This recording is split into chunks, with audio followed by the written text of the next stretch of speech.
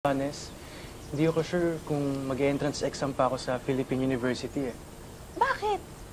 Gusto ko muna kasing magbakasyon eh. Plano ko kasi maging travel vlogger sa abroad, kahit mga 1 taon lang. Ay, masaya yan. Alam mo yung kaklase ko sa senior high, ganyan din yung plano. Huwag mo sabihin, nadagdagan na naman yung plano mo. Close ba kayo ni Elmer? Medyo naman. Bakit? Baka magselos yung boyfriend mo, no? Ha? Wala akong boyfriend. We? Bakit hindi ka nililigawan nun ni Elmer? Ba't naman ako liligawan nun? Hindi ko ba nalata?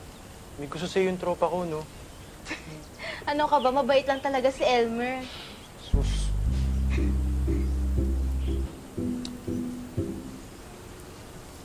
Wow. Oh, tapos ka na? Teka, ano naman pinag-usapan niyo? Parang lalim ng usapan niyo. Marami. Nakwento sa akin ni Clarissa na wala pala siyang boyfriend. Tsaka ang bagal mo daw, dude. Uy! Anong mabagal sinasabi mo? Wala. Mabagal sumagot sa math.